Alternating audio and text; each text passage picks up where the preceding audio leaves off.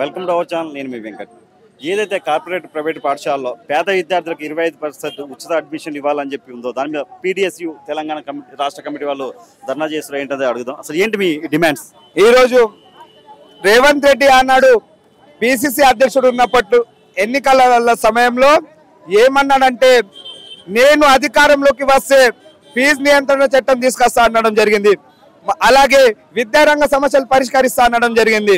అలాగే ఇవాళ విద్యార్థులు ఓట్లేయారని చెప్పేసి ఇవాళ విద్యారంగ సమస్యలు ఎక్కడ పెట్టిన గొంగ లెక్క ఉన్నది.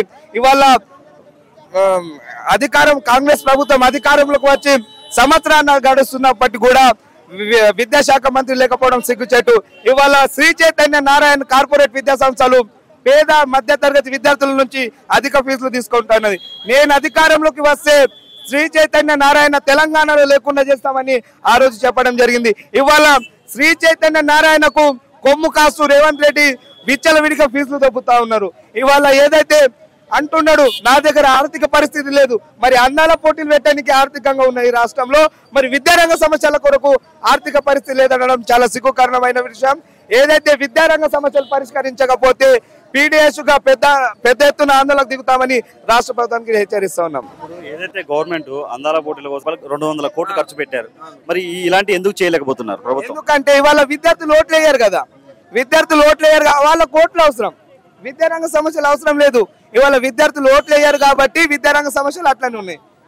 ప్రధాన డిమాండ్స్ ఏంటి? అసలు ప్రధాన డిమాండ్లు కార్పొరేట్ ప్రైవేట్ విద్యా సంస్థలలో నిరుపేదలకు 25% ఉచిత విద్య అందించాలి, ఫీజు దోపిడీని అది కట్టాలి, అలాగే ఇప్పుడు బస్సు పాసులు ఫ్రీ ఇవ్వాలని చెప్పేసి ఈ యొక్క డిమాండ్లతో మేము ధర్నా నిర్వహిస్తా ఉన్నాం. ఓకే, ఈ రోజు పీడిఎస్ ఆధ్వర్యంలో ధర్నా చేయడం జరుగుతుంది. ఇక్కడ హైదరాబాద్ లో రేవంత్ రెడ్డి వచ్చి సంవత్సరం గడుస్తున్నా కూడా ఈ విద్యార్థులను పట్టించుకునే పరిస్థితి లేదు, నిమ్మకు నీరెత్తినగా వహిస్తుండ్రు.